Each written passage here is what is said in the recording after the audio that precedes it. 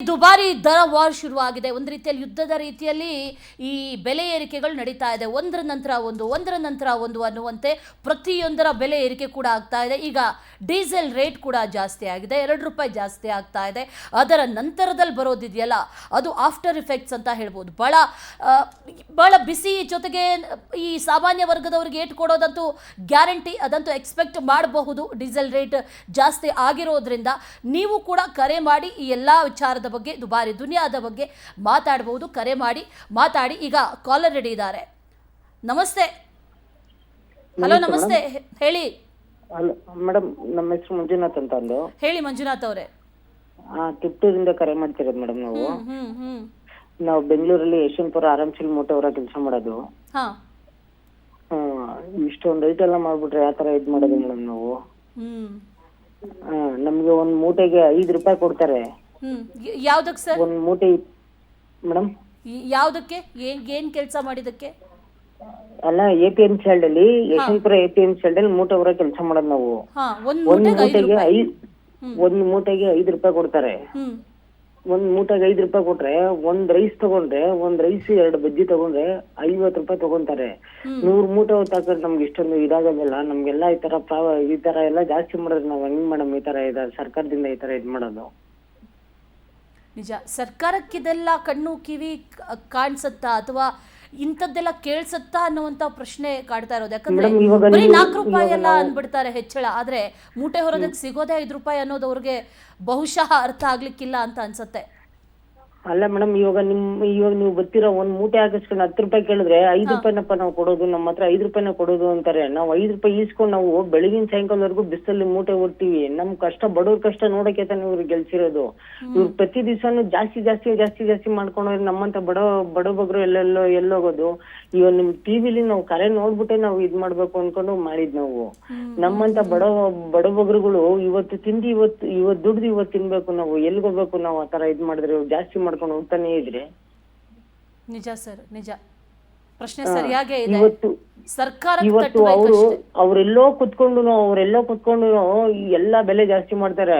ಅದೇ APMC ಒಳಗಡೆ, city market ಒಳಗಡೆ ಬಂದು ನಮ್ ಜನಗಳು ಹೆಂಗಿದ್ದಾರೆ, ಏನ್ ಮಾಡ್ತಾ ಇದಾರೆ ಅಂತ ಒಂದು ದಿವಸ ಅವ್ರು ನೋಡಿದ್ರೆ ನಮ್ ಕಣ್ಣೀರು ಅವ್ರಿಗೆ ತಗ್ಲುತ್ತೆ. ಬಿಸ್ತಲ್ಲಿ ಬಿಸ್ಲು, ಇಷ್ಟು ಬಿಸ್ತಲ್ಲಿ ನಾವು ಮೂಟೆ ಹೊರ್ತೀವಿ ಅಂತ ಅಂದ್ರೆ ಯಾಕಪ್ಪ ಈ ಜೀವನ ಅನ್ನಂಗಾಗತ್ತೆ. ಅವ್ರಿಗೇನ್ ತಗ್ಲಲ್ವೋ ಏನ್ ಕತೆನೋ ಅನ್ನೋದು ಗೊತ್ತಿಲ್ವಲ್ಲ ಮೇಡಮ್. ನಿಜ ಸರ್. ಈ ದಪ್ಪ ಚರ್ಮದ ರಾಜಕಾರಣಿಗಳಿಗೆ ಅದೆಲ್ಲ ತಟ್ಟಲ್ಲ, ನಾಟಲ್ಲ, ಗೊತ್ತಾಗಲ್ಲ. ಧನ್ಯವಾದ ಕರೆ ಮಾಡಿ ಮಾತಾಡಿದಕ್ಕೆ ಮಂಜುನಾಥ್ ಅವರೇ. ತಮ್ಮಯ್ಯ ಕರೆ ಮಾಡಿದ್ದಾರೆ. ತಮ್ಮಯ್ಯ ಅವರೇ, ನಮಸ್ತೆ. ಕರೆ ಕಟ್ಟಾಗಿದೆ ಅಂತ ಅನ್ಸುತ್ತೆ. ಈ ದುಬಾರಿ ದುನಿಯಾದಲ್ಲಿ ಯಾವ ರೀತಿಯಾಗಿ ಬದುಕಬೇಕು, ಬಡವರು ಹೇಗೆ ಬದುಕಬೇಕು, ಸಾಮಾನ್ಯ ವರ್ಗದವರು ಹೇಗೆ ಬದುಕಬೇಕು ಅನ್ನುವಂಥ ಪ್ರಶ್ನೆ ಪ್ರತಿನಿತ್ಯ ಎದ್ದ ತಕ್ಷಣ ಕಾಡೋದಕ್ಕೆ ಶುರುವಾಗುತ್ತೆ. ಪ್ರತಿನಿತ್ಯ ಬೆಳಗ್ಗೆ ಎದ್ದ ತಕ್ಷಣ ಹಾಲು ಬೇಕು, ನೀರು ಕುಡಿಯಬೇಕು, ಕರೆಂಟ್ ಆನ್ ಮಾಡಬೇಕು, ಪ್ರತಿಯೊಂದನ್ನು ಮಾಡಬೇಕು. ಇಂಥ ಅಗತ್ಯ ವಸ್ತುಗಳ ಬೆಲೆ ಏರಿಕೆ ಆಗ್ತಾ ಹೋದರೆ ಮುಂದಿನ ದಿನಗಳಲ್ಲಿ ಹೇಗೆ ಬದುಕೋದು, ಮುಂದೆ ಎಷ್ಟು ಹೆಚ್ಚಳ ಆಗಬಹುದು, ಆಗ ಹೇಗೆ ಎದುರಿಸೋದು ಅನ್ನುವಂಥ ಭಯ ಈಗ ಈ ಸಾಮಾನ್ಯ ವರ್ಗ ಜೊತೆಗೆ ಬಡವರ್ಗ ಇಬ್ಬರನ್ನೂ ಕೂಡ ಕಾಡ್ತಾ ಇದೆ. ಈ ಗ್ಯಾರಂಟಿಗಳನ್ನು ಕೊಟ್ಟಿದ್ದು ಸಾಕು, ಆ ಗ್ಯಾರಂಟಿಗಳನ್ನು ಸರಿದೂಗಿಸೋದಕ್ಕೆ ನಮ್ಮಿಂದ ವಸೂಲ್ ಮಾಡ್ತಾ ಇರೋದು ಸಾಕು ಅನ್ನುವಂಥ ರೀತಿಯಲ್ಲಿ ಜನರೆಲ್ಲರೂ ಕೂಡ ಮಾತಾಡ್ತಾ ಇದ್ದಾರೆ. ಮತ್ತೊಬ್ಬ ಕಾಲರ್ ಇದ್ದಾರೆ, ಮಾತಾಡೋಣ. ನಮಸ್ತೆ. ನಮಸ್ತೆ. ಅನಂತಮೂರ್ತಿ ಅವರೇ, ಮಾತಾಡಿ, ಹೇಳಿ. ನಮಸ್ಕಾರ ಮೇಡಮ್. ಈ ಸರ್ಕಾರ ಯಾವ ರೀತಿ ಆಗಿದೆ ಅಂತ ಹೇಳಿದ್ರೆ, ಇಲ್ಲಿ ಜನಗಳ ಜೀವ ಹಿಂಡಕ್ಕೆ ಬಂದಿದೀವಿ ಅನ್ನೋ ಲೆಕ್ಕದಲ್ಲಿ ಇದಾರೆ ಅವರು.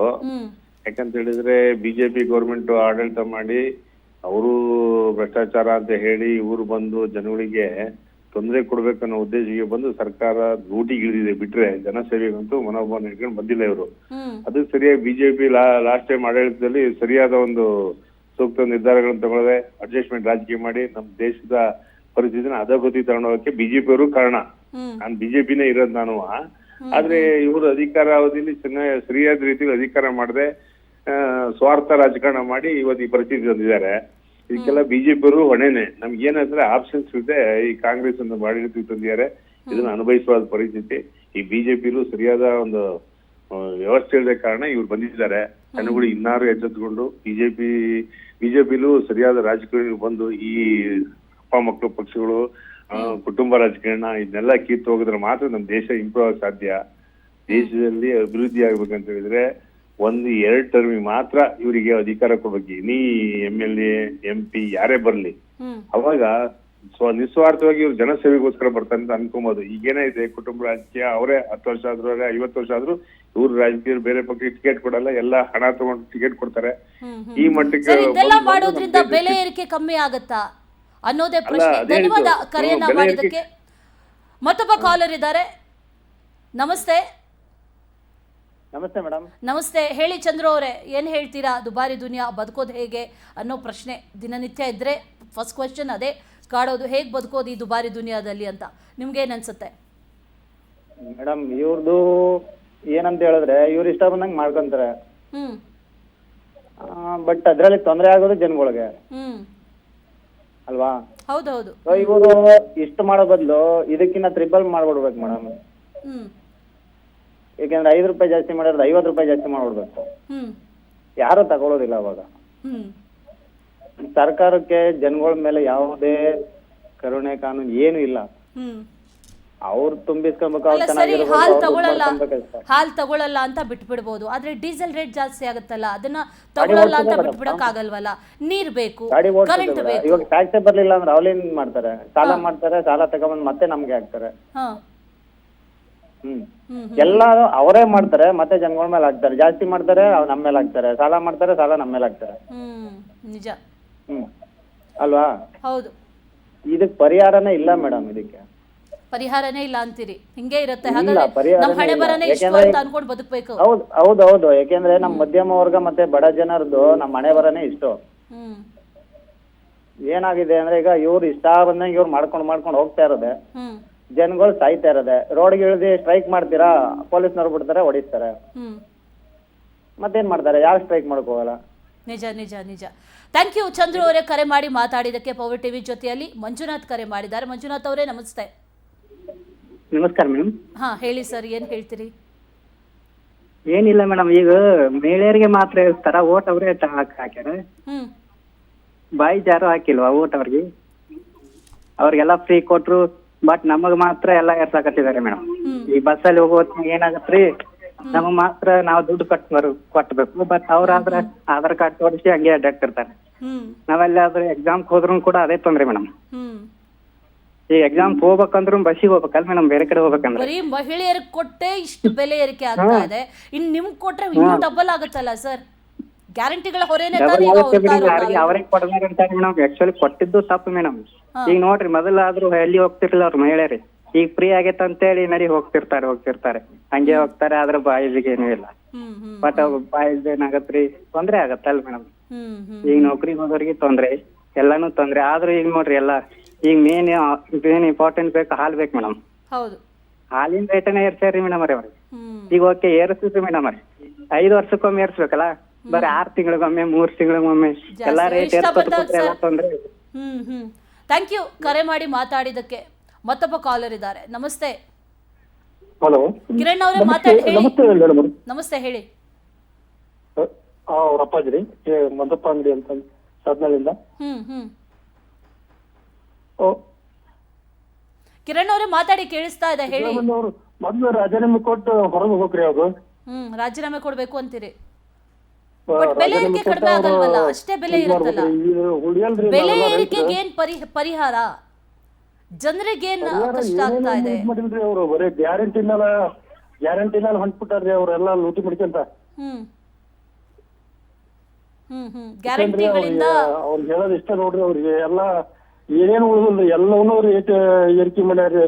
ಒಂದು ಕ್ಯಾಟಾಗಿ ಇವತ್ತು ಇನ್ನು ಹಾಲು ಮೊಸರಿನ ಪ್ಯಾಕೆಟ್ ಎಲ್ಲದ್ರಿಂದನೂ ತರ ಏರಿಕೆ ಮಾಡ್ಯಾರ ಅವ್ರು. ಹೌದು. ಧನ್ಯವಾದ ಕಿರಣ್ ಅವರೇ ಮಾತಾಡಿದಕ್ಕೆ. ಚಂದ್ರು ಕರೆ ಮಾಡಿದ್ದಾರೆ. ಚಂದ್ರು ಅವರೇ ನಮಸ್ತೆ.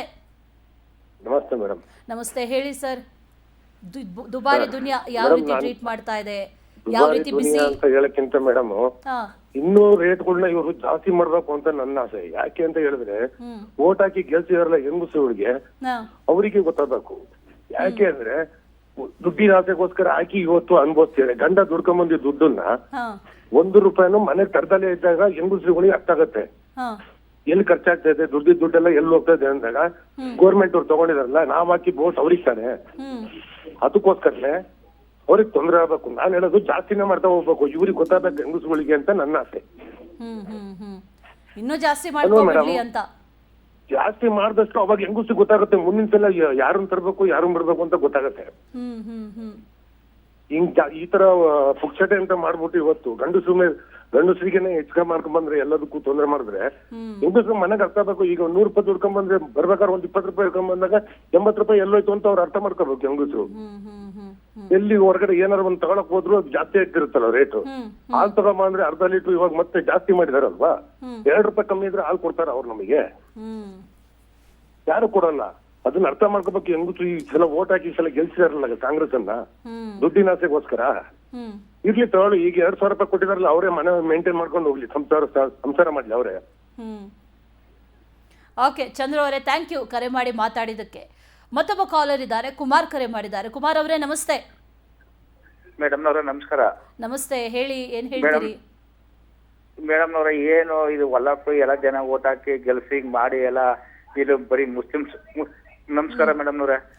ಎಲ್ಲಾ ಮುಸ್ಲಿಮ್ಸ್ ವರ್ಕ್ ಮಾಡ್ಕೊಂಡು ನಿಂತ್ಕೊಂಡ್ರಲ್ಲ, ಎಲ್ಲಾ ಮುಸ್ಲಿಮ್ಸ್ ವರ್ಕ್ ಮಾಡ್ಕೊಂಡು ಎಲ್ಲ ರೈತರು, ಬಡವರು, ಬಗ್ರು, ಎಲ್ಲ ಸ್ಕೂಲ್ ಹುಡುಗರು, ಕಾಲೇಜ್ ಹುಡುಗರು ಯಾವ್ದಕ್ಕೂ ಮುಂದಕ್ಕೆ ಒಳ್ಳೇದ ಎಲ್ಲಾನು ಈ ತರ ಮಾಡ್ಕೊಂಡು ನಿಂತಿದಾರ. ಮುಂದಕ್ಕೆ ಯಾವ ರೀತಿ ಜನ ಬದುಕುದು ಅನ್ನೋಂಗ್ ಮಾಡ್ತಾರಲ್ಲ ಮೇಡಮ್ ಅವರ. ನಿಜ ನಿಜ, ಹೌದು.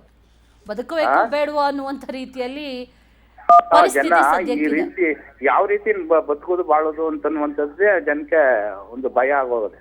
ನಿಜ ನಿಜ. ಧನ್ಯವಾದ ಕುಮಾರ್ ಅವರೇ ಕರೆಯನ್ನ ಮಾಡಿದ್ದಕ್ಕೆ. ವೆಂಕಟರಾವ್ ಕರೆ ಮಾಡಿದ್ದಾರೆ. ನಮಸ್ತೆ ವೆಂಕಟರಾವ್ ಅವರೇ. ನಮಸ್ತೆ. ಹೇಳಿ ಏನ್ ಹೇಳ್ತೀರಿ? ಒಳ್ಳೆ ಪ್ರೋಗ್ರಾಮ್ ಮಾಡ್ತಿದ್ದೀರಿ. ಬೆಲೆ ಏರಿಕೆ ಮತ್ತೆ 53,000 ಕೋಟಿ ಮಾಡ್ಬೇಕು ಇವ್ರದ್ದು ಇದಕ್ಕೆ ಪಂಚ ಗ್ಯಾರಂಟಿಗೆ ಅಂತ ಮಾಡಿದ್ರಲ್ಲ ಮೇಡಮ್. 53,000 ವಂಚದಕ್ಕೋಸ್ಕರ 1.5 ಲಕ್ಷ ಕೋಟಿ ಸಾಲ ತಗೊಂಡ್ರಿ. ಬರೇ ಇವ್ರಿಗೆ ಬೇಕಾಗಿದ್ದು 53,000 ಕೋಟಿ, 1.5 ಲಕ್ಷ ಕೋಟಿ ಸಾಲ ತಗೊಂಡ್ರಿ. ಅದ್ರಲ್ಲಿ 1 ಲಕ್ಷ ಕೋಟಿ ಉಳಿಸ್ಕೊಂಡ್ರಿ. ಈ ಎಲ್ಲ ಪ್ರತಿಯೊಂದೂನು ಬಸ್ ಚಾರ್ಜ್, ಹಾಲು, ಈ ಗಾಳಿಗೆ ಒಂದು ಬಿಟ್ಟು ಮಿಕ್ಕಿದ್ದು ಎಲ್ಲದಕ್ಕೂ ಹಾಕಿದ್ದಾರೆ. ಮುಂದಿನ ದಿನದಲ್ಲಿ ಬಂದ್ರು ಬರಬಹುದು, ಯಾರಿಗ್ ಗೊತ್ತು. ಗಾಳಿ ಶುದ್ಧೀಕರಣ ಮಾಡ್ತೀವಂತ ಅದಕ್ಕೂ ಒಂದು ಟ್ಯಾಕ್ಸ್ ಹಾಕ್ಬಿಡ್ಬೋದು. 100% ಬರುತ್ತೆ ಮೇಡಮ್. ಕುಡಿಯೋ ಗಾಳಿಗೂನು ಬರ್ತದೆ. ಪಾರ್ಕಲ್ಲಿ ರಸ್ತೆನಲ್ಲಿ ಓಡಾಡ್ತಿರಲ್ಲ, ಓಡಾಡೋದಕ್ಕೂ ಟ್ಯಾಕ್ಸ್ ಬರುತ್ತೆ. ಇನ್ನ ನಿಜ ನಿಜ ನಿಜ, ಅಂತ ಕಾಲ ಬಹಳ ಹತ್ರದಲ್ಲೇ ಇದೆ ಅಂತ ಅನ್ನಿಸ್ತಾ ಇದೆ. ಧನ್ಯವಾದ ವೆಂಕಟರಾವ್ ಅವರೇ ಕರೆ ಮಾಡಿ ಮಾತಾಡಿದ್ದಕ್ಕೆ. ಅನೇಕರು ಕರೆ ಮಾಡಿ ಅನೇಕರು ಮಾತಾಡ್ತಾ ಇದ್ರು. ಪ್ರತಿಯೊಬ್ಬರ ಜೀವನದಲ್ಲೂ ಕೂಡ ಪ್ರತಿನಿತ್ಯದ ಬದುಕನ್ನು ಬದುಕೋದಕ್ಕೆ ಒಂದು ದಿನವನ್ನು ತಳ್ಳೋದಕ್ಕೆ ಬಹಳ ಕಷ್ಟ ಆಗ್ತಾ ಇದೆ ಅನ್ನೋದನ್ನು ಅನೇಕರು ಕರೆ ಮಾಡಿ ಹೇಳ್ತಾ ಇದ್ರು. ಅದಷ್ಟೇ ಅಲ್ಲ, ಈ ದುಬಾರಿ ದುನಿಯಾದಲ್ಲಿ ಪ್ರತಿನಿತ್ಯ ಬದುಕೋದು ಹೇಗೆ, ಪ್ರತಿಯೊಂದರ ರೇಟ್ ಕೂಡ ಜಾಸ್ತಿ ಆಗ್ತಾ ಇದೆ. ಈಗ ಡೀಸೆಲ್ ರೇಟ್ ಕೂಡ ಜಾಸ್ತಿ ಆಗಿರೋದ್ರಿಂದ ಮುಂದಿನ ದಿನಗಳಲ್ಲಿ ಮತ್ತೆ ಈ ಹಾಲ್ ರೇಟ್ ಆಗಿರ್ಬೋದು ಅಥವಾ ಇನ್ನಿತರ ರೇಟ್ಗಳಾಗಿರ್ಬೋದು, ಪ್ರತಿಯೊಂದು ದಿನ ಬಳಕೆಯ ವಸ್ತುಗಳ ಬೆಲೆ ಏರಿಕೆ ಆಗಿರ್ಬೋದು, ಅದನ್ನು ಎಕ್ಸ್ಪೆಕ್ಟ್ ಮಾಡುವಂಥದ್ದು ಇದ್ದೇ ಇದ್ದಿದ್ದು. ಈಗ ಆಗಿರೋದು ಬರೀ ಟ್ರೈಲರ್ ಅಂತ ಭಾವಿಸಬೇಕು. ಯಾಕಂದ್ರೆ ಈಗ ಡೀಸೆಲ್, ಪೆಟ್ರೋಲ್ ಇದ್ರ ಬೆಲೆ ಏರಿಕೆ ಆಯಿತು ಅಂದರೆ ಮತ್ತೆ ಏರಿಕೆ ಆಗುವಂಥ ಬಿಸಿ ಜನರನ್ನ ತಟ್ಟುತ್ತೆ ಅಂತ ಅನ್ಸುತ್ತೆ.